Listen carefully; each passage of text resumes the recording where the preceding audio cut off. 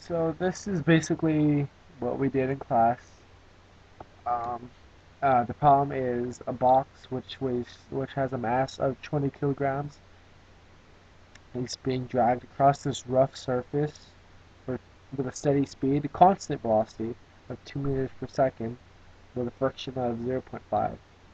Coefficient of friction, that is. So since there's a constant velocity, that means there's no acceleration, that net forces should add to 0. So if you put that in a force diagram, the normal force and the weight force should have the same length. The friction and the tension of the rope should have the same length. It just doesn't here because this is for number 2. And your vector sum diagram should look like this, where everything adds to 0. So you want to find weight first, or whatever you want. Yeah. Actually, you should find weight first, I think.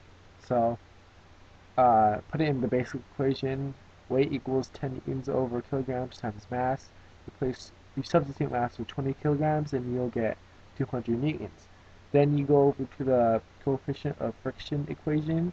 You replace this top part right here with 0.5 newtons over 1 newton times the normal force.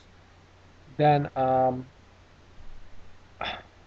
uh, so if we go here now, we know that your normal force would be equal to your weight because of obviously the the, um, the force diagram and the vector sum diagram, and then we can assume that the tension of the rope equals the friction because of again of the vector sum diagram and the force diagram.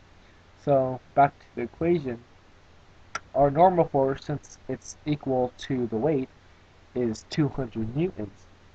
So if we do the whole equation, it'll be uh, friction equals 0.5 newtons over a newton times 200 newtons, and that would equal 100 newtons. So both friction and tension of the rope would equal 100 newtons. So now we have to go to number 2, which says the box in the previous problem travels 2 meters per second faster. So this time it does not have a constant velocity, and therefore it has an acceleration. That means, yeah.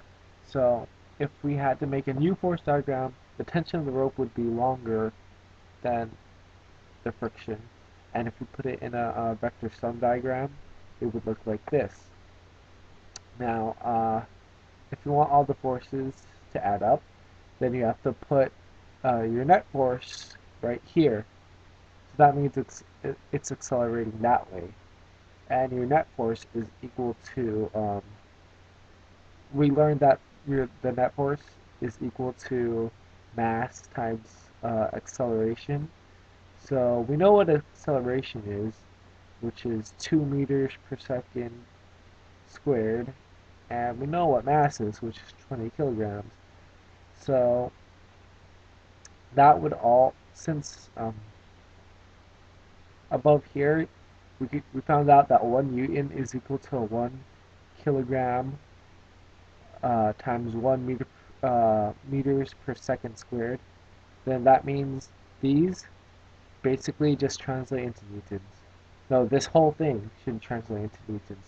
So 20 blah blah 2, that would equal 40 newtons.